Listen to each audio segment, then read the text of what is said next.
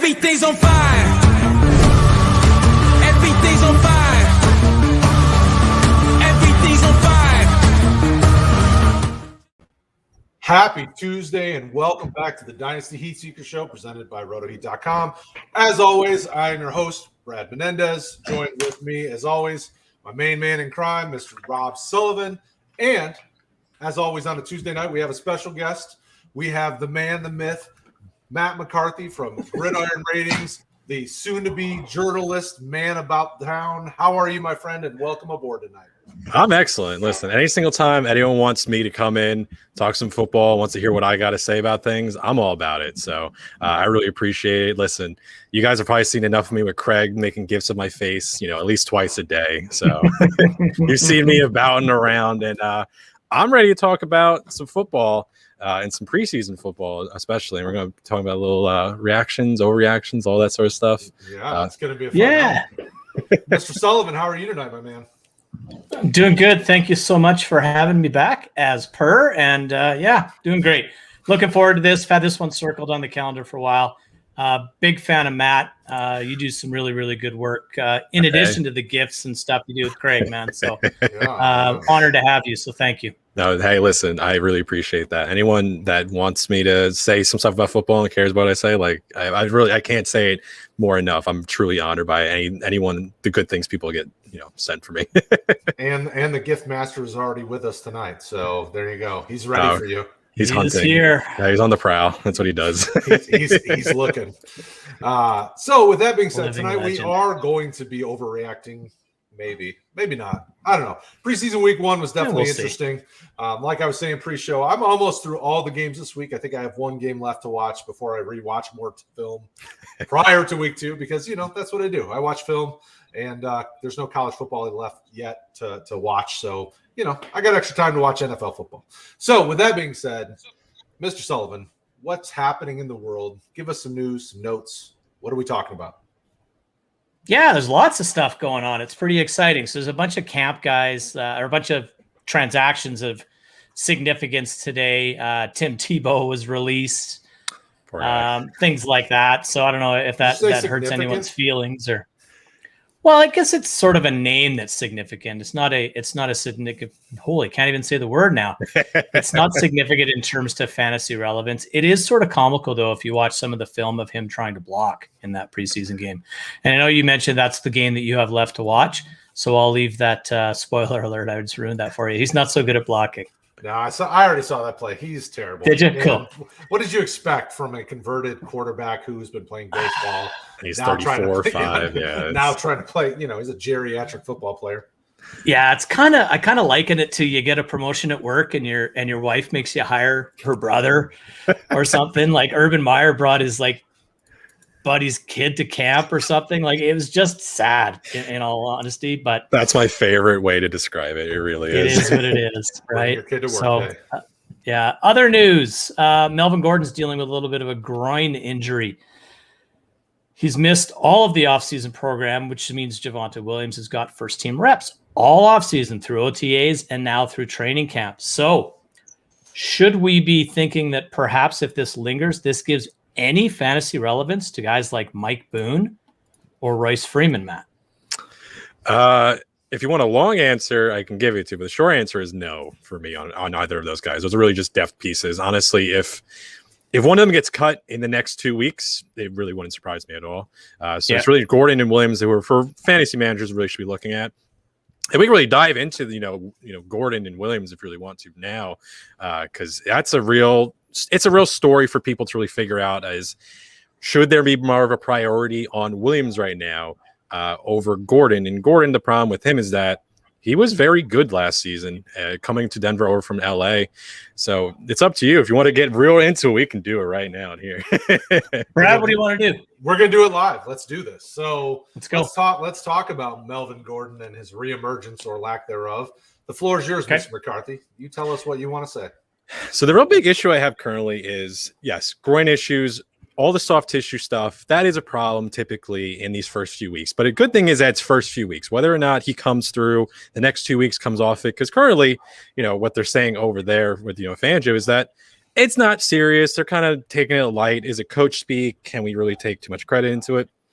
That's hard to tell, right? We'll never typically know. But during this time, I want to at least take it on face value because there's no really other reason to, because then you kind of start overstepping, right?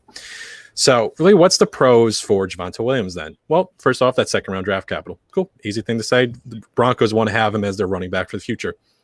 Past 2022, cool. Williams, because it's the last year from Melvin Gordon's contract. So easy there. Boom, bam. But what about Williams' real college career, right?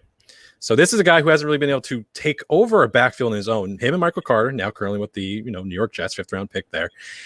Seeing them through the past few years, they've almost like traditionally like split carries down the middle, split snaps down the middle. And that's something to really consider because even if Gordon, who's been a good pass catcher, around like 40 receptions, 40 targets or so, per year, did have a downturn last year, but Philip Lindsay was in that backfield and understandable that he would have more of a workload, in that regard than we've seen in the past. But it's really kind of a bothersome for me to say that a guy who's been not able to maintain and handle a full workload through college, for whatever reason, now does so at the NFL level.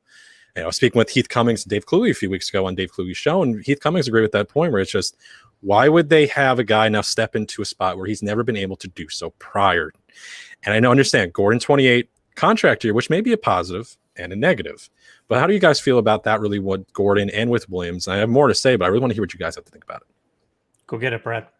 Yeah, so the issue for me in watching North Carolina football over the last few years is you had to play both of those backs because they're both really talented. So I think they were smart to bring a guy like Javonte in. Plus, the tread isn't as heavy on those tires as it is with any of the other rookies that they would have brought in. Carter and Javonte had significantly less carries than guys like Najee and Travis and some of those other high-end backs. So both were smart plays when they drafted them. It wouldn't surprise me if at the end of the year you told me these guys were pretty well split, somewhere between 175 and 200 carries each, both Melvin Gordon and Javonte Williams. This offense wants to run the ball because they don't know what they've got at quarterback yet. They haven't quite decided, although it seems like Drew Lock is the smarter play if they want to go big. If they're trying to just be ball control and game management, then you go Teddy. I mean, you can look at it either way, but either way, they really need to run the ball to set up the pass. So typically in the NFL nowadays, you have to have multiple running backs carrying the load. So it doesn't make sense to me why anybody would think that Gordon and Javonte both aren't going to be heavily used. The X factor in the equation is, what do they think about Royce Freeman? Because he's a guy that somehow is still sticking around on this roster. And though he only had, I think, like 40 or 50 carries last year, he hasn't been heavily used. He's still there, so they seem to like him enough to keep him on the roster. So what do they think about him, and what do they plan to do with him? He's the only guy that I don't know how that fits into the equation. Does he actually eat into either of them and take them more down to the 150 carry range? That would be a little more annoying, because then you're more thinking they're probably only getting, if they get 150 carries, they're probably getting, 600-700 yards rushing. And then what are the targets in the passing game play into it? I mean, it makes it more murky. And then you start going, okay, is this the New England Patriots situation where they have 700 running backs, right? So I love Javonte Williams. I don't mind Melvin Gordon from a dynasty or from a fantasy perspective. In a redraft, I would take both of these guys as kind of low-end RB2s, high-end RB3s with upside, because if either of them get over 200 carries, then they're probably giving you RB2 production. But Mr. Sullivan, what do you think? What do you want to add on to this? I think it's interesting. So to go back to the North Carolina piece with both Williams and Carter, that was a really, really run-heavy, dominant team. So even though they split the workload, they still had more of a share than you would typically think out of a backfield that was split. And they were both really productive. Hey, Taylor. So I like Javonte, but I kind of look at the Denver offense as Pat Shurmur as an offensive coordinator has historically been a one-back kind of guy. He had LaShawn McCoy, he had Dalvin Cook, he had Saquon Barkley. Last year was the first year where he kind of had a bit of both. And I think Philip Lindsay made it easy on the Broncos by missing time. And Melvin Gordon was okay last year, but for fantasy, he was good. I think he had a 3 or 4 touchdown game, one game where he kind of blew up. I think in that game, he took a busted play about 80 yards to the house, which really inflated his fantasy numbers for not only that game, but for the season. I don't really know what to make of this year. I like Javonte, but I don't like, in a redraft perspective, I was just doing some stuff for our website prior to this. I don't really like his ADP right now as about running back 28, I think is what it currently is. Yeah. It seems a little bit high for me. If anything, I think Melvin Gordon takes this backfield 70-30 to start the season, if he's healthy enough to.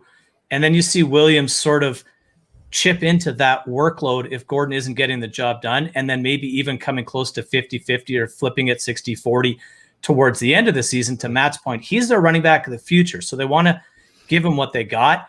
And the Freeman part, I have no clue, but I do find it interesting that the first move that the Vikings assistant general manager made when he became the Broncos general manager was bringing in Mike Boone. So maybe there's something there, maybe there isn't. Yeah, he definitely didn't start in that Week 15 game a few years ago. That was he killed everybody. Yeah. Killed everybody. And there's really a point to be made about snaps and there's points about touches and all that, right? So one thing people really kind of get worrisome with, and we're going to talk about, I think, what a player you have highlighted for us later, is committees. Right, that word scares people. It frightens them when it gets talked about. I really have a lot to talk about a particular player that word was used in an incorrect way. But typically, your lead back on an NFL-wide average from 2020 was playing about 50% of your offensive snaps. They're just not going to be out there every single play. It's just not something that's going to physically happen. Now, yeah, Denver 58% was Gordon out there for the team snaps from their 1, 2, and 3 backs. I have a list for the entire team. You have guys like Chicago, Montgomery, because they had such a depleted running back room. That's why you saw him up there at 71%, second most snaps to running back in the entirety of the NFL, behind only Ezekiel Elliott last year. But you have, whether you want Williams or Gordon is one thing. But the one thing I see some people saying, which I actually think is a smarter mindset, is if you're reaching for Williams, I'm not a particular fan of it, right? Currently going ahead of Gordon. But if you want to avoid the backfield entirely, I'm fine more with that approach than saying I don't like Gordon or I prefer Williams. Because if you would say you just don't want to be involved with it, you think it's too crowded of a team. They have a lot of receivers, between Sutton and you have Judy and you have Fan and you have how much is about receiving work's going to come in the backfield. Especially, again, I'm a full PPR guy. That's what I rank for. It's what I talk about. Yeah, it's annoying. It's definitely annoying for what that team's going to break down as. And I do agree that Locke, I think, could push the pedal more. Bridgewater, I think by this point, we know what he is for better or worse, but Locke, I think there's still more to see. Maybe it's bad, but we don't know for sure yet. But with Gordon, his big real hallmark for him is receptions. It's receiving work. He had a career low in that. Lindsey's gone. How much is Williams going to really put into that? And if Gordon's at least going to still retain that receiving role for for full and half PPR purposes, which we're leaning to is generally the standard practice, even though standard is non-PPR. And I talked with someone today who still uses that, and I didn't know they were still out there. But Melvin Gordon, if he's going off the board at running back 31, there's really not that much of there's no sticker shock there. That's a good price to pay, in your leagues where you're not really having to go, if you're scared about, like J.K. Dobbins working out or DeAndre Swift or guys in the first, 2 or 3 rounds, it's one thing. But Melvin Gordon, we're going towards, pick 80. I like that, and I prefer Gordon straight up because I think we were operating off of old information. Because I remember at the beginning of the preseason training camp, what was the big news? Denver beat reporters saying Javonte Williams is going to come in, take the role. It's his backfield. He's going to carry the Broncos. And then we come out and say, oh, yeah, no, Melvin Gordon coaches saying that's their guy. They prefer him. Okay, well, we have new information here. We should operate accordingly. And again, Javonte Williams, I think you get a little bit of Twitter kind of into it, right? So now I'm trying not to call everyone out, but Dynasty is very prevalent in these circles on Twitter, right? Mm-hmm. So Dynasty, Javonte Williams, 2022 and onward, Melvin Gordon might not be on this team. This is a contract year, and a contract year matters for some players because it's like, well, I don't know if anyone remembers what happened with DeMarco Murray and the Cowboys back in like 2013 or 14, and they ran him literally into the ground for like 400-something attempts. Sure did. I'm not saying Melvin Gordon's going to do that, but they have nothing to attach. They're not hitching their wagon to him after this year. So be just a little worried about how far you want to push your Javonte Williams love because, yes, 2022, we're talking about probably a guy who's probably going to be like RB 16 to 18, I think, in like early accordings for rankings of just trying to think a year into the future when, the robots take over. But for right now, Skynet's coming, people. For right now, if you want to avoid the backfield, fine. but I prefer that to saying Williams is for sure the guy to go with, at least for redraft purposes. Well, and when you're looking at the backfields in the NFL right now, this isn't a bad one to have a piece of. Not at all. So I think I like this team. I really like this team. Well, and because this team, is going to want to lean on the run because the questionable situation, depending on how you feel about their quarterbacks, the questionable situation in quarterback, they're going to need to lean on running game to help control the clock and set them up for being able to take shots and do some of those things that they want to do in the passing game. Like it's not a bad backfield to invest in, but it depends on the price that you have to invest in it at, depending on who's there, at that same point when you're on the clock and those running backs are available, what are the other options, and that gets into a super deep conversation, league setup, scoring, all that. But totally. It's a good conversation to have, and it's a good thing to try to figure out is which piece of this do you want to invest in at their price point? In a redraft format, I'm sure Melvin Gordon's probably cheaper to get than Javonte Williams because the name is just sexy. Like everybody's all about that name right now. But on the same point, I think his teammate Michael Carter probably could have just as good, if not a better, 2021 campaign. And I like that Jets team again a lot for 2022, and it's really you blur the lines between redraft and dynasty because I love what the Jets did in the offseason. They assembled a team that is very vanilla, just very bland, nothing exciting, bunch of vets. Let's surround this team with just talent that is not going to really blow the roof off anything, but with a possible entire rookie backfield at one point. I think you want to make the game as easy as possible for Wilson to really come in. You have a new head coach, you have a new offense, like everything is new here. And the one thing with the new thing, let's not ruin it all at once, right? So if you in the draft, they were smart. They picked up their quarterback of the future, they picked up their running back of the future, and they picked up a receiver of the future, possibly. Because their receiver of the future from last year might not make the team. But they wanted okay, let's go add just a whole bunch of new guys. Crowder's been here, super vet, knows this. He's ready, but he's also safe, possession kind of guy. So you add in Keelan Cole, you add in Corey Davis, with Elijah Moore here, with this whole receiving group, you have just a stable mesh that in 2022, if they want to go start picking up free agent, go for acquisitions, they want to start making trades, they want to do something cool, get the entire team comfortable. This is like a very much a 7-10, 6-11 team, but they're not going to really push things too far. And Michael Carter is going to play into that thing. And also another one, Tevin Coleman can go out there and be the lead back for a few weeks. Because again, a whole rookie backfield. Now you're working off how comfortable is Wilson with pressure? Is Michael Carter picking up blocking for him? Because for fantasy, we love rushing touchdowns, we love scores, and we love catching the ball. But you know what coaches care about? Making sure the blind side doesn't get taken out, and you have Wilson on the ground, and it's like, oh, cool, you didn't pick up the. Can you do your job? Yeah, and that's the stuff that really matters that we don't really want to think about, but that's and they have plenty of backs on that roster that they can use. I mean, Ty Johnson, you saw it in the first preseason game. He's got some burst, he's got some explosion to his game. He's just never been the best in pass protection. He's never been the best at some of the other things you want to see, but they can get him a few rushes a game where he takes it and gets them 10, 15, 20 yards on a quick burst. I mean, it wouldn't surprise me. So, but in the end of, getting back to what I think Michael Carter could outperform Javonte Williams this year because of Melvin Gordon in Denver and that situation. If they really want to run Carter a bunch, Tevin Coleman's never proven to stay healthy long enough that, he could easily miss plenty of time that gives a guy like Carter or Johnson or P. Ryan, whoever your flavor is, a ton of touches, so it's an interesting team, but I still think they're not going to go much further until they keep adding that offensive line.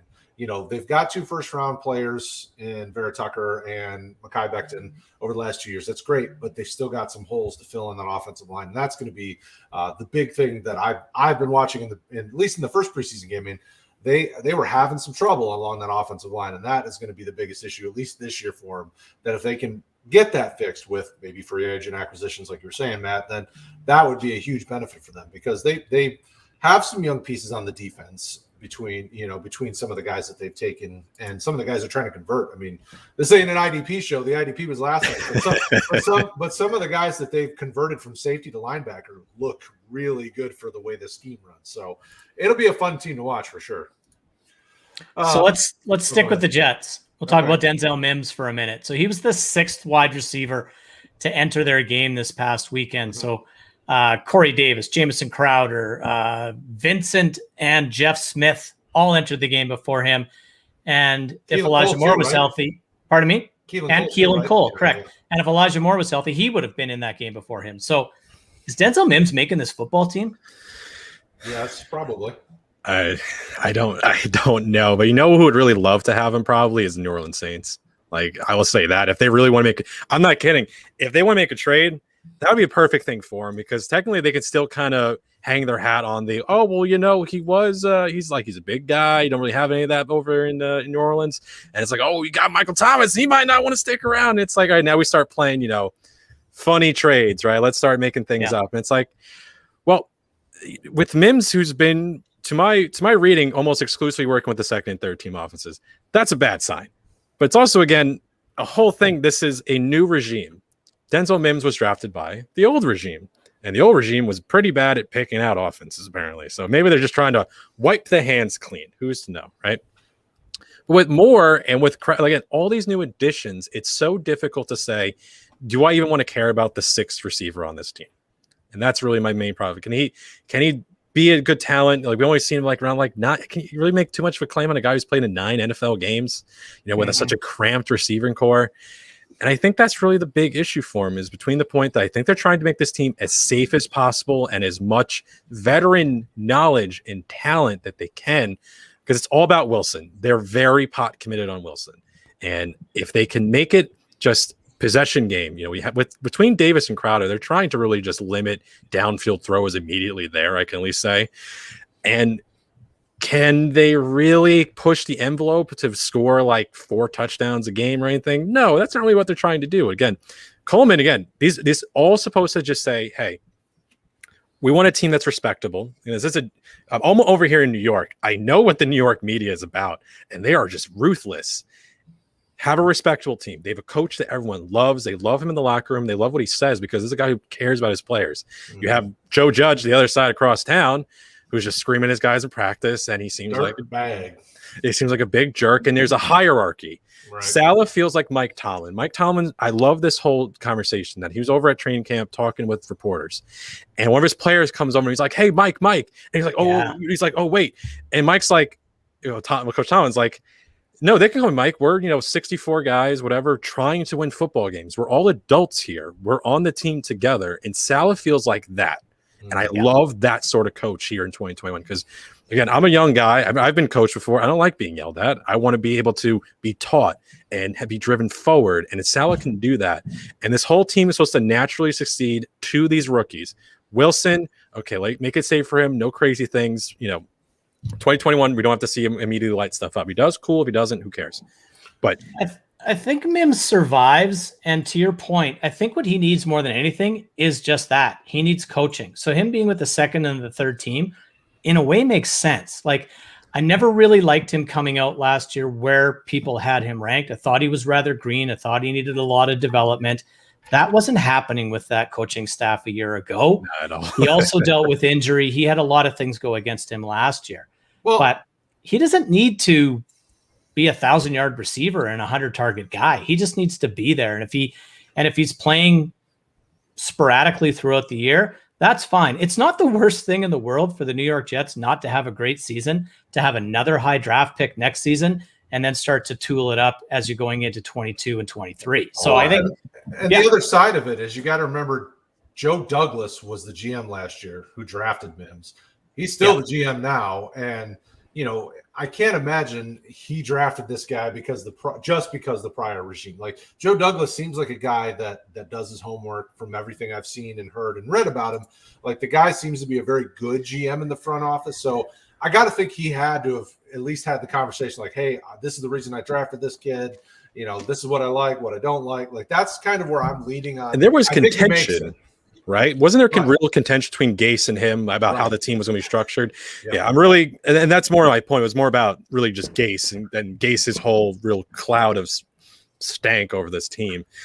Mims, they're trying to find, like they're I believe he was used on kickoff as well. Like they're trying to find different sort of ways they can use him, which more likely says like they want to keep him active. They want to keep him on the roster in some sense. The roster bubble, you're going to have guys who, which way are we going to lean to?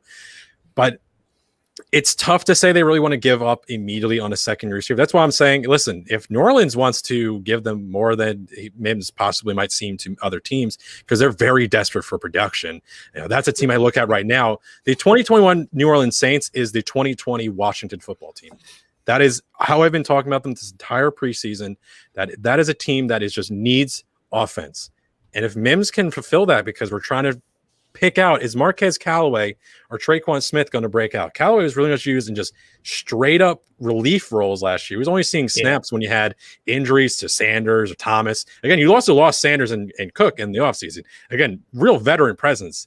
You have now, okay, is Troutman going to really be the thing we want him? Yes, we understand how athletic he is, and he's done all these things at Dayton. Now he's going to make it at the NFL level. And tight ends, there is a real jump from year 1 to year 2. And they also have, Traquan Smith, we wanted to have him break out for like 3 years, and it hasn't happened yet. And Denzel Mims, you at least can't teach size. You can't grow people, and Denzel Mims is a big body. So if he is an answer to another team's purposes and they don't want to just straight cut him, I can see, a week or two, it would not surprise me if I see across, Adam Schefter saying Denzel Mims has been traded to the New Orleans Saints, and they've gotten, again, I'm not a big NFL draft guy, and they get picks back or they, something fun for the Jets. Cool, because they're not caring about 2020. They're not trying to win this division right now. They're trying to win this division in 2022 onward, and I really like that. Mm-hmm. Absolutely. All right, so we do have a couple questions we need to get to. Our boy Jaws wants to know, and this is probably more leading into our talking about overreacting, but he wants to know about what preseason shifts have we seen on rookies' value. So did we see anything in week 1 from the rookies that made us go, ooh, there's something here that maybe we didn't see, or maybe from the opposite perspective, ooh, there's something here we saw that we didn't like. Sullivan, I'll start with you on this one. Did you see anything this weekend that got you hot and bothered about the rookie class coming in? Let me turn that mic back on. That would be helpful. Not really, but I will say the rookie quarterbacks really intrigued me this week. Wilson sure throws a nice football, so that was really fun to watch. I'm really starting to think that the Bears might have a quarterback, and I know I got him on my list to talk about later on, and I'm going to try to stay in my seat for right now, but that kid needs to be their starting quarterback. So I think he was probably the one that jumped out the most to me more than anyone else. How about you guys? Matt? I still really cannot believe the Broncos passed on Fields. Is really all I can really think about. Or the Panthers, or right? Just any of them particularly. Yeah. And again, I actually really want to see what Rule does with Darnold down in Carolina, if with some familiarity with Anderson, but you have Christian McCaffrey, who does so much for an offense. Mm-hmm. Can Darnold change around? Because you have enough, between Terrence Marshall, if y'all want to talk about, everyone's going crazy for him. Now Rob Anderson doesn't matter apparently for fantasy. Between Anderson, Moore, and Marshall and McCaffrey, that's a good offense that Darnold can do something with. But again, I just want to say, even against Fields, I understand he looked really good. I also understand that there was literally no one. I can't remember which tight end he threw it to, but there was no one within 25 yards of that player for that easy walk-in touchdown. So just want to say a little bit on that. But I almost want to reserve the quarterback talk because I feel like you really want to get into it later, and everyone's going to say that. Okay. I will say there's a buddy of mine, Frank Duffy, does some editing for me. He's been talking about Ramondre Stevenson all offseason. So seeing him break off that long run, congratulations, Frank. You nailed it because, Stevenson, we never really know who's going to be the Patriots running back, and we finally thought it was Damian Harris, and I'm still ranking it as such, and I'm still believing it as such, but if Ramondre Stevenson is technically someone we should be at least knowing the name of, and that's a great name to know. Yeah. He definitely looked good with what they were doing. And, I think the one rookie, at least when you're talking about Terrace Marshall, like they didn't start Anderson. Like, he wasn't playing. He wasn't on the field. I mean, there were so many pieces of this offense that weren't on the field. Yeah, it's so overreaction theater, man. You know, so, but on the other side of it, from the running back position, I thought Chuba looked good. You know, I was a guy that liked Chuba before the injury and kept tooting his horn. And then when Carolina drafted him, I went, oh, crap. Why did they draft him? You know, I wanted him to go anywhere but behind Christian McCaffrey, but I thought he looked good. I think in my mind he's still rosterable, but you know, I'm not getting super excited about him in the long-term perspective, but I thought he did well, and I thought the quarterbacks shown out. Like this weekend, it was the quarterbacks that I thought all of them looked good. I feel bad for Trevor Lawrence. I feel like it's a very Joe Burrow-esque situation for him. That offensive line is going to get him killed this year if he doesn't get on the move quicker. He held the ball way too long, and as much as he wanted to trust that offensive line, but that offensive line cannot be trusted. Yeah, I think he's too used to college. He's too used to winning. Apparently, he has not lost a regular season game since high school. So that's going to be something he needs to get used to because he's now in Jacksonville. Interview him prior to week 2, and he should be okay. Oh, yeah. Week 1 will be a welcome to the NFL moment. It's tough for Lawrence, though, right? Because if he goes out there and lights it up, that's what he was supposed to do. And if he struggles at all, then the doubts start to creep in. But, yeah, it's interesting. Very true. All right, so Anthony wants to know, he just received this trade proposal. He trades away, and obviously we have no idea about the league setting, so this is just in a vacuum. Trade away Fant and Fields and receive Stafford and Waller. So in my mind, when somebody's getting those two veteran players back, they're competing. But then, you know, he's got Fant and Fields, so that makes me think he's been drafting early. Oh, he says he's a contender. Yeah. Oh, where? Right in the comment. Oh, he does say I'm a contender. I didn't read that. I skipped over those parentheses. I'll tell you. They're tricky. Yeah. PEMDAS, man. Fun. Trading makes fantasy fun, so I just wanted to talk about the trade. Nice. I like it. So I do too. Pretending you're doing it. Yeah, and I'm not I am in no way supposed to be a dying. I simply talk redraft. I put it right in the header, senior redraft analyst, because that's what I do and that's who I am, right? But this is perfect for you because this would basically be a 1-year situation for sure. Oh yeah, he's trying to win this year. Stafford is so interesting because he's very much in this dead zone of ages. He's like 33 and is very like they're either like 28 or younger or like way older. He's like really right in the middle in terms of ages. So you still have a few years of Stafford. Again, Dynasty, you're playing this all out. And Waller, I mean, he had like a 2-week absence. I don't know what. We have no idea what's going on with him. But technically he's back and technically he's fine. And I love that because, again, Fant and Fields, you know, Fant, I'm just really worried he's never going to have his full potential in Denver.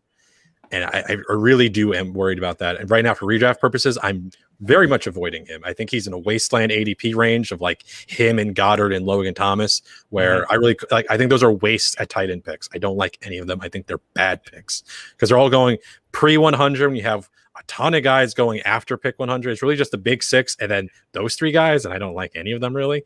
But for Dynasty, hell yeah, I love that because Stafford. With Akers going down, how about you guys in the terms of what you think the mentality of this team is going to be? We over at GR moved in our projections really carries in the total of that backfield just into pass attempts. And they're going to be looking for different sort of options because I don't know how confident that coaching staff is in Henderson because otherwise why would they spend the second round pick over on Cam Akers? You know, Henderson right now is being put on bubble wrap because they want to make sure they have a player to start in week 1. But I'm really high on Stafford this year. I don't know if he's going to go throughout, you know, for 5,000 yards or anything like that. But this is a very good football team on both sides of the ball over there in LA. I really like the Rams. And somewhere Taylor's crying because Darrell Henderson's being made fun of because he's not that great. He was in the comments earlier. So Taylor, if you're still there, we're making. I don't know if he's bad. I just don't know if the coaches really.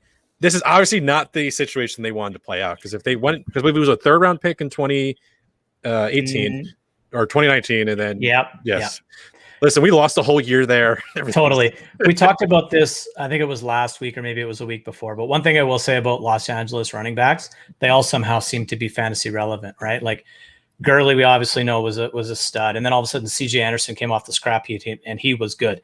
Henderson at times was running as an RB1 fantasy wise. So was Malcolm Brown for a little bit. Then all of a sudden Cam Akers emerged and was sort of an RB1 to the back half of last year. So I think Henderson can be a solid fantasy RB2, but I agree. I don't think that you're not in love with this guy and then go and spend a second round draft capital on another running back, especially when you're a team that doesn't have any draft capital. So I think there's a lot to be said to that for sure. But that trade, I think if you're trying to win this year, you absolutely make that trade. I'm big on Darren Waller. I'm big on Matthew Stafford. I like Fields, but we don't really know when he's going to start and when he's going to play. And Fant, I'm kind of on the opposite side. I really like him. I agree with you in terms of he's almost a tight end dead zone ADP guy. I don't really love him this year. I love his talent. But I think third year tight end and I firmly believe improved quarterback play in Denver and a ton of weapons in that offense, I think he has a chance to score a lot. So I like him there. But yeah, I'm taking the Stafford side of that trade pretty easily. Yeah, I would too. I'd take that side, especially contending. But, to go back to talking about LA, this team doesn't know how to draft, I don't think. Because they haven't had anything to know what they do. But when you look at the picks they have made, like, taking Akers in the second round when they had running backs on the roster this year, taking wide receivers when you've got Kupp and some of these guys, like they're drafting, like they're not drafting for need when they could have used some linebacker help. They waited till like the fourth round to snag a linebacker. Like it's every time they draft, I'm like, are you trying to be like Green Bay and just randomly throwing darts at a board to pick your player? Oh, you want to take a fullback in the third round? Sure, why not take a fullback? What else are we gonna do? I mean, it's such a weird situation. We always talk about they're always fantasy relevant. Like right. I was just about to say we always talk about coaches don't care about our fantasy teams. I think Sean McVay actually does. He's probably bankrolling. I think he's got about 6 or 8 leagues, and he's just rocking and rolling. He's on DraftKings. Totally. Between Jones, Funk, and Calais, I believe they're all either undrafted or 7th round picks. There's really, again, in terms of the NFL overview of these players, they're just, if they make your team or not at the end of training camp, a lot of people really are going to shift that around. So if they had anyone else, I think it'd be a different story. I really thought they would bring someone in at this point. Somewhere people like Duke Johnson or Le'Veon Bell. Devonta Freeman's over now in New Orleans. But I really thought they would bring in a body, which understands to me right now that they're keeping Henderson completely off the field. They want him. And that's also possibly a problem. How efficient and how effective can he be for players not technically seeing real, type game work, for an entire year? He was also not really, they were mixing in all 3 of them at times last year. It was a short stretch in the middle, like week 6, like week 9, where it's like, okay, Henderson's the guy for this month. And then it's like, okay, now since Akers is back, we can get rid of him. And it really kind of plays into, okay, now we're talking about real football versus fantasy football. And for our purposes, my initial ranking was of him in full PPR was around running back 17, because I believe there's a real drop off after RB 16. I currently think there's 16 running backs in the NFL, ending for me with Najee Harris. I'm a little bit down on him compared to other people in terms of real players you can draft as your first running back and be completely fine with it. Like you went Kelsey and Adams, and you're like, all right, cool. Najee Harrison, round 3, whatever. No? Yeah. Awesome. Cool. Love that team. As soon as I get to currently my running back 17, which is Mike Davis for full PPR, those are like, 18 picks apart. There is a round drop off, and Henderson moved back to that end of that group. Because again, between the comfortability, I think, with the coaching staff, is he the same dynamic player that Akers could be? There's a lot of question marks around him. And again, I would have thought that someone would be brought in. Maybe now it shifts around, and I can't see him being any much higher than really like RB20 in average rank. That's kind of where he would mix in for me at the very highest end. And I expect them to do something. I mean, you're starting to see it now as teams are cutting down. You're seeing trades happen. We've seen 2 trades go down in the last day. Carolina sent a 3rd round offensive lineman to Miami for like a 7th or something. I mean, I think you could easily make the case that New Orleans and LA target areas of need, wide receiver, running back, as teams are cutting down and giving a late round pick or doing something like that. So I think you're absolutely right that it wouldn't surprise me if somebody still comes in. And there are still veterans available. I mean, Le'Veon Bell's still floating around out there. If they think he's got something, if they can pay his price, I don't know if they want to do that. They're they can't make a trade because they have no capital to spend around. And they don't want to. Yeah, I think there's a lot of talk that Latavius Murray could get cut in New Orleans, and the day he does is the day he's on his way to LA, in my opinion. And I missed the Oakland Latavius Murray. I had a real sweet spot. Like that was always like I thought the perfect RB2 pick because he was always going later than you wanted. You would think he should really go, and I was just like, all right, that's my guy. So I would be so about that. They need just bodies. Yeah. All right, so we got a fun one here. So Mike Montgomery, welcome to the chat. Hey. Doing my first ever startup dynasty draft, Superflex tight end premium. He's diving right in. What are 2 tips you can give me, and what are 2 mistakes I need to avoid? This is going to be an interesting question because there's probably more than 2 in both of those categories. There's lots of tips, and then there's plenty of mistakes that can be made. Mike, if you can tell us where you're picking, if you know where you're picking, that would help. But I would say get out of the first 2 rounds with at least 1 quarterback, potentially 2. With the tight end premium piece, I think you need to look at that as well. But, I draft differently in dynasty startups. I tend to not really focus on the running back. I try to solidify my quarterback stable and my wide receivers. Don't know yet. Cool. Pick yet. So I would just say this. If you're in the first 6-8 picks and Travis Kelce gets to you, you take Travis Kelce. I don't care if he's 32 years old, and grab a quarterback as well. Things to avoid. I think there's a ton of things to avoid. And the one thing that I made the mistake on the first time I played in a super flex league is I waited on quarterback like I would in a 1 QB league. And I was dead in the water before I even knew what was happening.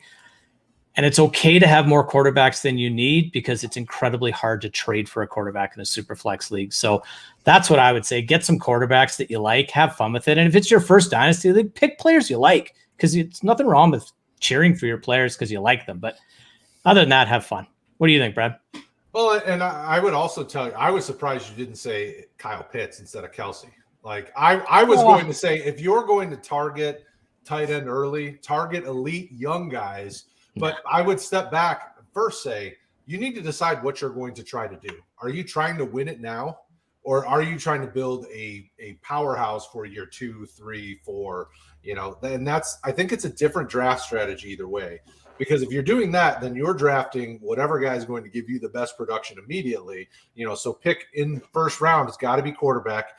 Pick number 2 has got to be quarterback. Pick number 3, then you consider the high-end wide receiver or running back. Like I think you can flip-flop, the draft strategy based on what you want your team to be in the long term. And if you're trying to build a contender long term, I would insert Kyle Pitts where you said Kelce.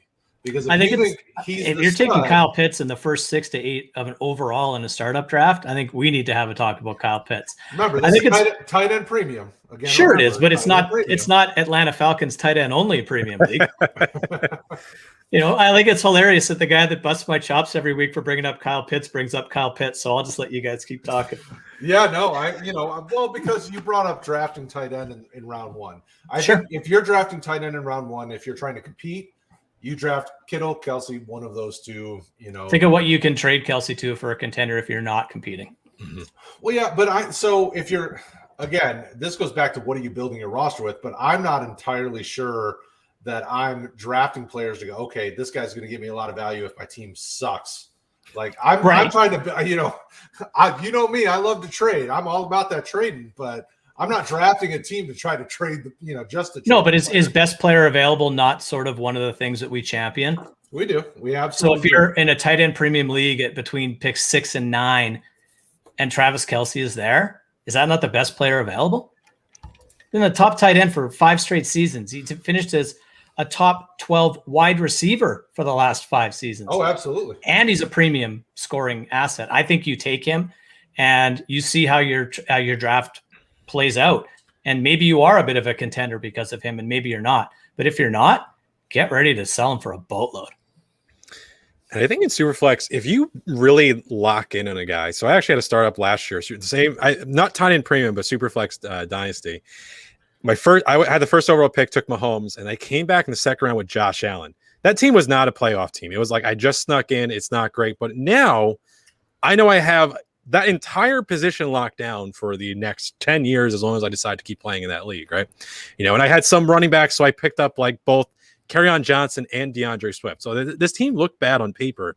Kerryon Johnson is now not even on the Eagles, but DeAndre Swift okay, well, we understand that the lines were going to be naturally moving to him at some point. It wasn't in 2021, but I also understood that by going Mahomes and Allen, again, we didn't think Josh Allen was going to be Josh Allen, at least the general population did. I was very much in on him. Yeah. But you fall into you draft running backs with the prospect of them really producing, not even in year one. So again, Javonte Williams is better than redraft purposes. Dynasty is like a completely different, whole bag. Is it me, redraft, Dynasty? Not my whole thing. But Dynasty is interesting when you start throwing in the different rules and the different, am I going for it right now or am I going for it, 2-3 years down the line? So really to what they're saying, it's just really identify very quickly what is my team going to look like and what kind of manager am I going to be for, when I'm going through this draft process. Because in redraft, you're winning this year. You're playing for this year. Melvin Gordon is better than Jonathan Williams for me this year at week 1. But Melvin Gordon, contract year, 28 years old, should not be there 2022. So that's like we talking about earlier in the season, in the show. It just really, you have to change your mindset when you change into these different, league settings and different league types. Like on Dynasty, I'm more just a fan than an analyst, but I do enjoy it. Yeah.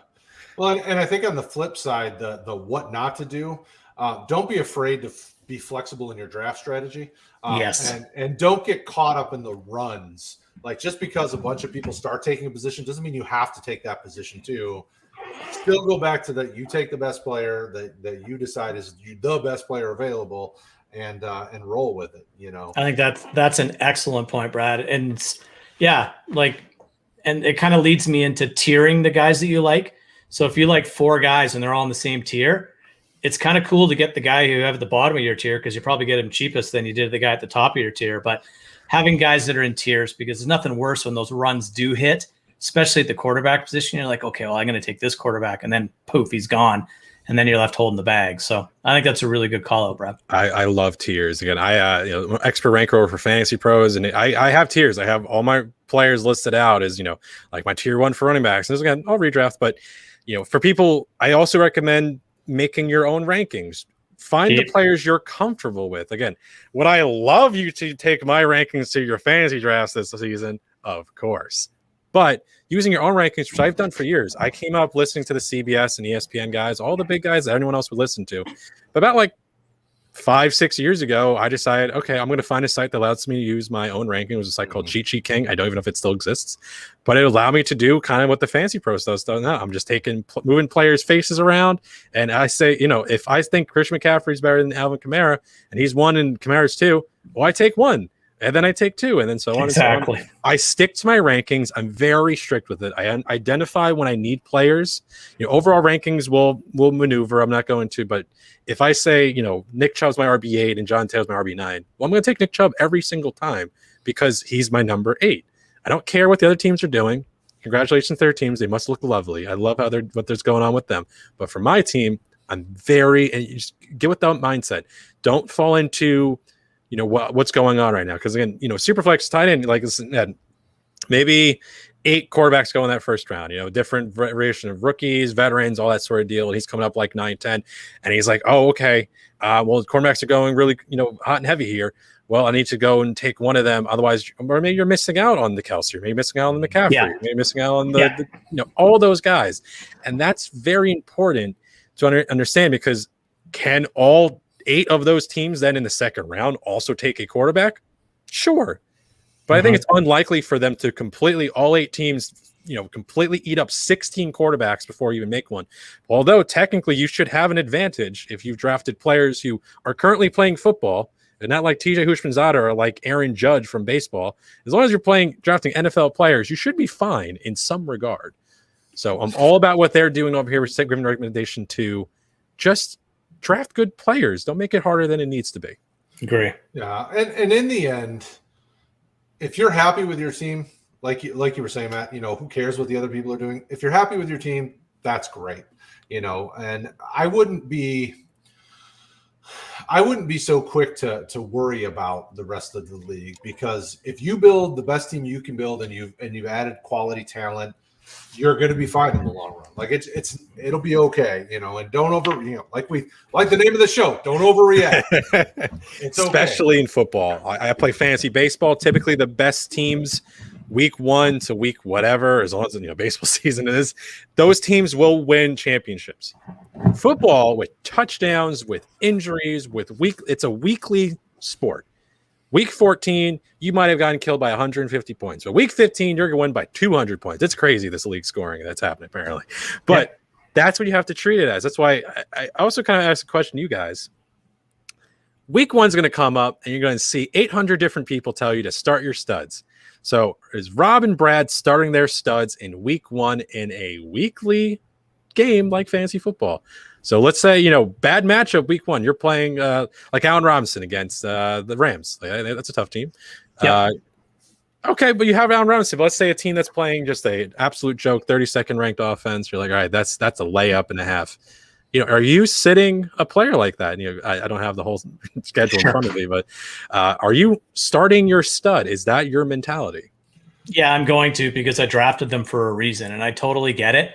That Allen Robinson might get Jalen Ramsey in week 1, and he might have a little bit of trouble, but week 1's week 1. So if I'm 0-1 after week 1, so be it. I would much rather be 0-1 with Allen Robinson going 2 for 24 than leaving him on my bench and him going 6 for 115 and 3. So I'll take the loss starting my best players versus trying to crystal ball it to get a win in week 1 when it really doesn't matter. Yeah, and it's tough. I mean, the equation you're putting out is, a shutdown corner, Jalen Ramsey against a guy who's a high-end wide receiver 1. He's a top 10 wide receiver most weeks. So, if you put him out there, I don't blame you. If you sit him, I would question, what your roster looks like that you're willing to sit him. Like, you may be taking on the 32nd ranked offense with your other guy, but is your other guy a team second or third receiver who might actually be their, number 4 option on the team in the passing? I mean, like, it's just because the defense looks like a layup, make sure you don't get crazy, like our boy says, start your studs. And go ahead. It's an interesting thing, right? Because you're gonna have the same people like, oh, if I only won X week, 2 months ago, I would have been in the playoffs. And it's like, all right, well, it's if you decide you drafted this team, if you go with mentality of trying to do matchups at your draft, that's a different conversation I've actually had. But we're an advice-based industry. We're gonna get questions like this. I got questions in my DM like this, already, and it's tough because you go to say, you're like, well, hey, I say that, McCaffrey is my week 1 RB. I love week 1. I love McCaffrey as my RB1. But week 1, maybe he plays the toughest matchup in the league, and I have him ranked, RB3 or 4 or 5 because I'm going to rank it, appropriately, just in those sort of situations. So is there going to be, am I going to get backlash for this? And there's a perfect example actually last year. Kansas City plays the New York Jets, right? And I was one of the lowest rankers for a lot of those Chiefs because I thought that game was going to be over by the second quarter. The Jets scored just enough points. They made it just enough interesting for them to have all monster weeks because they ended up playing 4 quarters. When the Vegas line was like 22, I believe was the spread on that. And Vegas is pretty smart. I think they don't like losing money. So it's stuff like that where you play into it. It's like, okay, well, this seems like a good idea to do. It was also week 7, 8, or 9, whatever week it ended up being. Week 1, I am still of the mindset to start your best team from what your draft looks like. And unless there's no injuries or anything crazy going on, that's the one I really would like to roll out there. Yeah. And glad it helped, Mike. Hopefully I gave you enough information that you go. I think we gave him too much. Hopefully you go into your draft and you feel confident. But poor guy. If you're in the midst of your draft, Mike, jump in and have the conversation with us. You can send us messages. We're all answer on Twitter. I've posted the link in to our Discord. We have a Discord chat where you can jump in and ask the questions. Rotoheat.com is where you can get a hold of us as well. We're here to help even in the midst of your draft. I get those questions all the time. I'm up on the clock. These are the guys that are available. What do you think? Love it, man. So don't be afraid to reach out. We're all down to earth guys, and we're just glad to help. So, I had a story like that today. I had someone DM me and asked me to give them a call. And I just had a 25-minute phone call about his keeper league he was going to be doing today. Wow! I told you guys in the pre-show, but yeah, for everyone listening, like that's the kind of guy I am. He put his phone number. He's like, "Hey, can I talk to you?" Because I did a draft him the other day, and he thought he liked what I was saying, and I was like, "Yeah, listen, he's like, listen, can I Venmo you?" I'm like, "No, you're not doing anything like that." It was a 25-minute call, and I got to B, honored that you wanted my advice, and B, I'm just doing what I'm doing normal, which is just talking some football. I love that. I really do. I do, absolutely. All right, so over on Facebook, they want to know, what are we doing with Marquis Brown in a dynasty format? How do you feel about him now, and how do you feel about him in the future? We know Rashad Bateman is hurt, and Sammy Watkins is here, and Tyler Wallace and Duvernay, and yeah, Sammy's hurt. Hey, did you hear? Yeah, absolutely. So it looks like Marquis Brown is still going to be, at the top of the depth chart. How do you feel about him this year, Matt? And then, kind of long term, do you have a good feeling about him, or are you selling him? What are you thinking about him? His incredible speed does not work for this team. That's the issue, is that he plays for a team that is going to be consistently towards the bottom in pass attempts, unless Roman really goes out and changes his entire game plan he's been using all the way back to San Francisco. With Kaepernick and with, they had a running quarterback, they had a good, because that's why I believe with Carlos Hyde was back in that backfield too over there. And this is actually before I even started really paying attention to fantasy. I have not been around in this game very long. But you have such a heavy run focus. You have such a heavy red zone focus with the running backs and Andrews. It's hard to really be super in love with him for this season. And you add in, was it an idea for the Ravens to now try and become more of a dynamic offense? Because everyone kind of gives them crap for really saying like, oh, Jackson shouldn't have won his MVP because running doesn't matter. He's still a bad passer. I don't care about his 9% touchdown ratio that he had in 2019, which is still incredible. And again, him leading the leading passing touchdowns was really something interesting to see. But man, it's tough because again, he's had some injury issues. Is he someone I'm targeting? No. Unfortunately, he falls into a spot where I really like in redraft this year to have receiver taken care of by this point. Currently, it's a wide receiver 49 for me. We're talking about guys like Devontae Parker and Marcus Callaway down there, Corey Davis. Receiving at that point in the draft, let's say 15 rounds normally against Dynasty. You guys will take the Dynasty for that for sure. I'm really wrapping up with running backs, tight ends, even quarterbacks. Even the guys like Fields and Lance, I'm really taking those guys and tight ends, all the guys you would be running out to get to the waiver wire. Those are players I'm targeting late in drafts. That's what I'm recommending to people, that try and have your bench backloaded with guys where if your starter gets hurt or something goes down or you're not happy with it, a lot of those receivers are roster churners. You might start them a week or two for like bye weeks. Don't really prioritize those guys towards the end because you're probably going to draft them and then drop them 2 weeks later. And I really am really focusing on the other positions. That's what I'm recommending people. But I'll let you guys take on the Dynasty because, again, Dynasty is just not my thing. All right. So what do you think about that, Mr. Sullivan? How are you, Marquis Brown guy? I think I'm holding Marquis Brown if I have him on my Dynasty roster. If I don't want him. I think it's as simple as that. I don't think he has the value to sell. And I don't really think there's a whole ton of upside. So I'm going to keep him on my roster if he's there. And if he's not, I'm just going to let whoever else rosters him roster him. I agree. All right. So next question, Dynasty half point, Barkley for Eckler and Carter. He has Eckler and Carter with Gibson and Zeke. 2 RB spots, 3 wide receiver, 3 flex. Good move or no? So basically, are you trading Eckler and Carter for Saquon? Give me a second. Barkley and Eckler. Yeah. Can you throw that back up there again, Brett? Yep, I'll leave it up. So basically, Eckler and Carter for Saquon. I do that because I'm a huge Saquon fan. Like, I think Eckler is a nice RB1, and Carter has some nice value. Oh, what? He says, sorry, Chris Carson. So be Eckler and Carson for...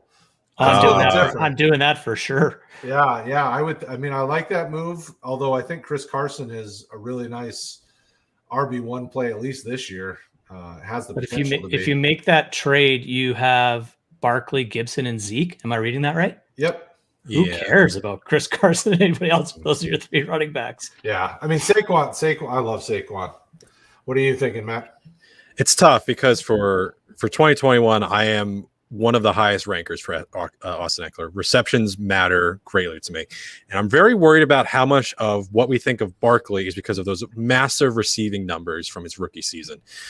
I'm very interested to see what Judge and this whole just something of a coaching staff really wants to do with Barkley. Again, it's tough because we haven't seen this guy in 14 months. So let's really kind of think about how good Barkley is, and he is a generational talent. Austin Eckler is not that. Austin Eckler just catches a lot of passes, and for half PPR, it's not as big of a bonus as it would be in full.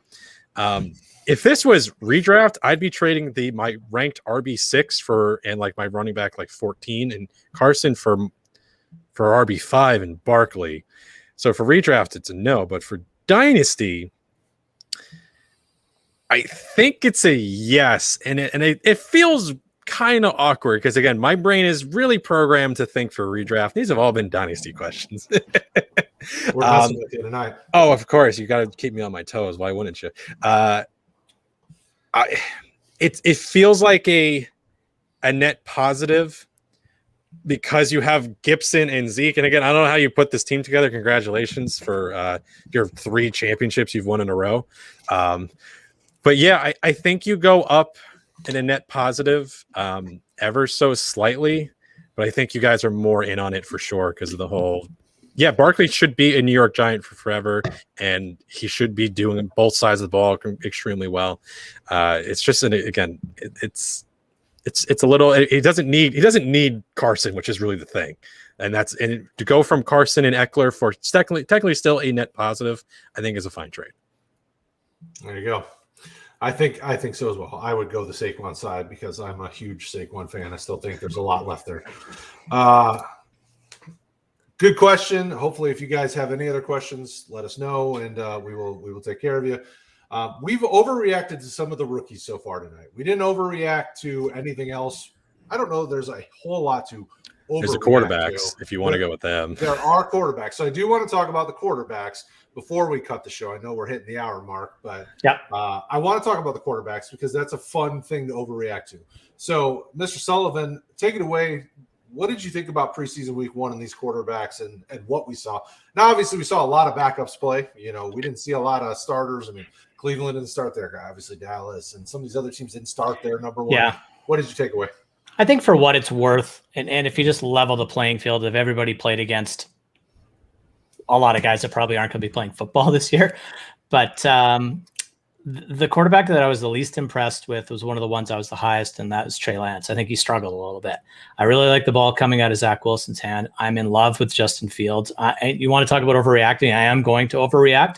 I think and go back to earlier when we talked about that tight end being wide open. He was wide open, but the play that really, really sold me on Fields was his rushing touchdown. Mm-hmm. And his ability to keep those plays alive is exactly what the Bears need. He will get the most out of the Cole Kmets and guys like that by keeping plays alive and being creative.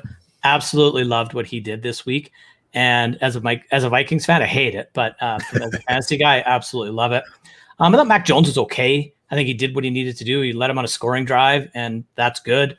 Am I missing anybody? Trevor Lawrence, I don't know, got a nice pass to Marvin Jones. I think it's tough to really get a gauge on these guys. I want to see a little bit more this week and then a lot more the week after that before I really make a solid decision. But, man, Fields, I'm in love. Like, I'm over the moon. I thought he was amazing. You want to go, Brad? You want me to take it? No, go ahead. Have at it, man. So the two issues I have with, I think the real big guys everyone wants to talk about is obviously Lance and Fields, right? It's just all that's dominating Twitter. It's all I get thrown in my face every single day. And I do love these players. I thought Chicago made the real pick of the draft when they took Fields. I was over the moon. I'm not even a Bears fan. So that's one team that gets knocked off because no one actually knows what my fandom is. So I'm trying to keep it that way. Miami Dolphins shirt on the pod. But the problem I have with Chicago is, all right, so you're not going to really want to run him out there week 1 against the Rams. If you having Aaron Donald break your rookie quarterback who you want to have as your future immediately is not something I particularly like. So let's cross that doesn't start week 1. Week 2 is a lot better because you get to play the Bengals at home. So, all right, cool. Week 2, you got the Browns, you got the Lions and the Raiders, and then you have this murderer's row, right? So their opponents, their 6 through 10 opponents is the Packers, and this is just not the actual weeks. I don't have the bye mixed in my things for some reason. Packers, Bucks, the Niners, Steelers, and Ravens. And again, just for fantasy purposes, no matter what they're going to be doing in Chicago, no matter what quarterback I'd have, That's 5 opponents last year that all 4 out of the 5. The Bucs were 16th in fantasy points allowed, but the other 4 were top 10 in fantasy points allowed to quarterbacks in 2020. I wouldn't want really to start anyone against those guys. And now I have to have a rookie who I'm a little worried about because Dalton is really focused in on typically his number 1 receiver. What did he do with AJ Green for years over there in Cincinnati? Is just feed him the ball, even if he wasn't deserved at some point, because I haven't seen good AJ Green in like 4 or 5 years. But man, I don't like that. And then over with Trey Lance in San Francisco, there's 2 problems we have. One, Jimmy Garoppolo in the main 3 pass catchers were only healthy for 2 weeks last year, weeks 6 and 7, because the other 3 only played together 4 weeks of Ayuk, Samuel, and Kittle. We don't technically know what this offense looks like with all those weapons and Shanahan running the offense he wants. Their best week came week 7 when they're all together against New England Patriots. 2, back in 2019, Jimmy Garoppolo was a near top 12 fantasy quarterback at 14th. He only had 4 players throw less pass attempts than him, and they were still good. Really plays to how that offense operates efficiency-wise and touchdown-wise. Garoppolo has a non-zero chance, and I think a lot higher than people would really want to think, of starting every single game this season. I love Trey Lance. If Trey Lance was announced as starter literally after we got off this podcast, I would be putting him in my top 12. I am in love with that San Francisco offense. I'm in love what they can do on the ground. I love that offensive line. I really do think Garoppolo should probably almost be drafted in redraft leagues because I think he's going to be looked at on the waiver wire a lot earlier than people want. It's kind of what we do with like Kirk Cousins every year. He's like in every single week 1 or week 2 waiver wire article after everyone lambasts him the entire preseason. We've done it for 2 years straight. I'm expecting a third, right?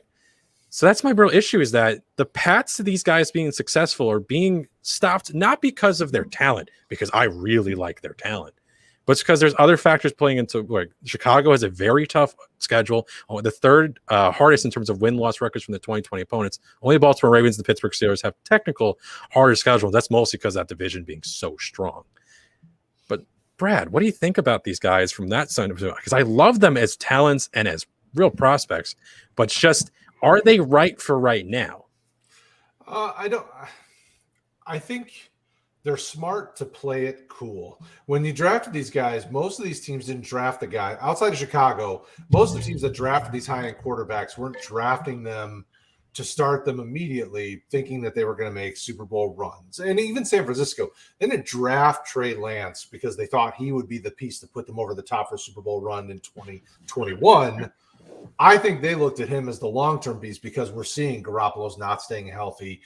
He's not going to be the long-term answer. Like there, I take out of the equation. Chicago's the one where I think they have to start him earlier because he gives them the best chance to really be dynamic with that offensive scheme. And they also want to keep their jobs for another year. Like if they that's it. Exactly. If they trot Dalton out there for this entire season, those guys are not coming back next year. Correct. I just don't see it. And I would say this. I don't want to interrupt, but I'm going to anyway. I would say I'm not so sure I agree with San Francisco doesn't think that Lance is that missing piece. You don't make that trade that they just made to move up to that spot to grab this guy if you don't think he's the missing link. I really think that he is going to have a piece in this offense that puts them over the top. Not so sure when he starts. He might not start till week 10, right? Like he doesn't start unless they're losing. And you look at Garoppolo's record as a starter, I think he's lost 6 games in his career. So it's tough. But anyway, I'll go back to being quiet. So, and I agree with you. Lance is really an amazing talent, but he hasn't played very much. Like he's not got a lot of snaps under his belt. Kyler Murray didn't either. Kyler Murray was more successful in college and more involved, I think, though. But they both had 1 year as a starter is my point.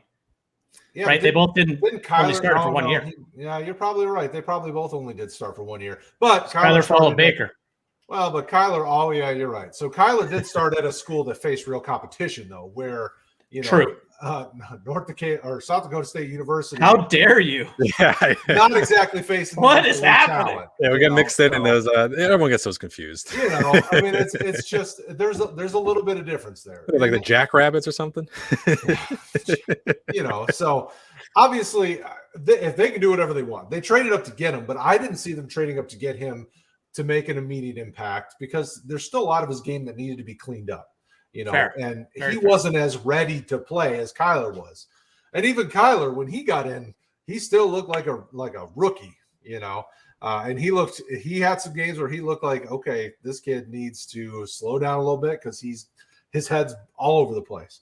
So for me, I hope that the rookies don't get thrown into the equation any earlier than they have to, because I think this entire rookie quarterback class of the guys that were taken early all have a chance to be really successful at the next level. Even Trevor Lawrence, even these high-end quarterbacks, I think they all have a chance to be really relevant because they all have a really good game. I mean, they have big arm, they have good mobility. They seem to be all very intelligent. Like, this could be one of those quarterback classes like we talk about with the Roethlisberger class, where you have a lot of really talented guys come out of it. This class could be very similar, which I don't see that, in years prior or in the next few years. The quarterback classes, I don't see them as nearly as strong as this one. So I hope for the best, but Chicago might have to throw him in early because Fields looks really – they're going to be under pressure too. San Francisco has a strong enough team on both sides of the ball where they can really operate. And they're also not under, the only thing I will say is I think that division is extremely competitive.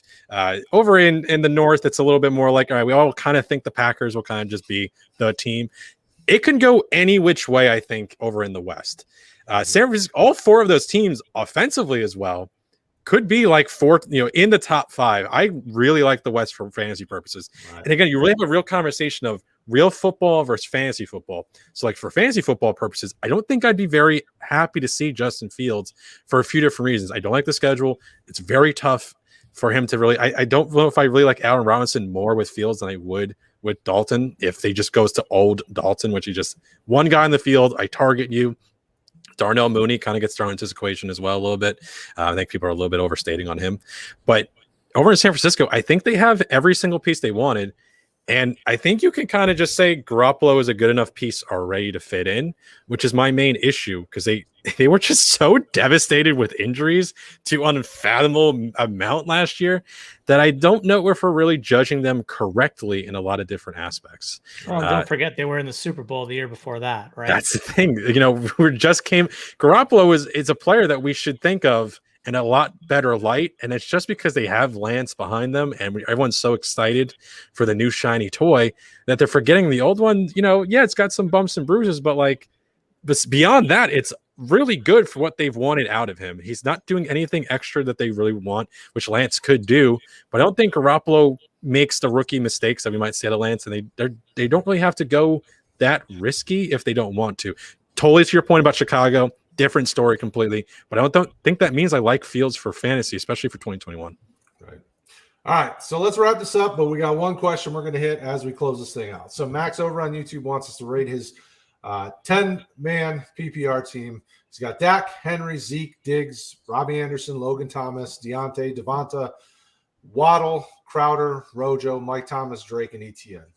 I think it's a solid contender. Yep. I think it could be a playoff team. Yeah. Yeah, I believe so as well. I think there's a little bit in that middle part there because it kind of like throws Etienne as as an additional piece. Oh, it's like, also I have Travis Etienne way in the back here, and in full PPR, that's a guy you'd like. But that main group, just go Cowboys. I love all the Cowboys this year. That could be the only other team that has 4 players in the top 50 and currently in fantasy for his ADP deservedly. Besides the Kansas City Chiefs. So there you go. All right. So Max, good job, buddy. Thank you, everybody, for hanging out with us. We went a little later because we wanted to hit some extra topics and we want to make sure we take care of you guys, the awesome viewership. We thank you, Matt, for hanging out with us tonight. Oh, I thank you guys for having me. Next week, it's going to be a pleasure as well. We got Tara Patrick joining us, and we're going to do some more overreacting and having some fun talking preseason ball. You saw the links in the comments. Rick was posting about his winner-take-all guillotine league that he's doing, so make sure you jump over to Discord and join us. Make sure to jump over to Twitter. Matt's great content. You can find him and all of his stuff over there. So make sure you jump over there and find him and really follow all the Gridiron Ratings guys. They do a great job over there. We thank you guys as always. We love you guys. We'll talk to you next Monday for the IDP show. Enjoy this week's games. We'll see you later. Cheers.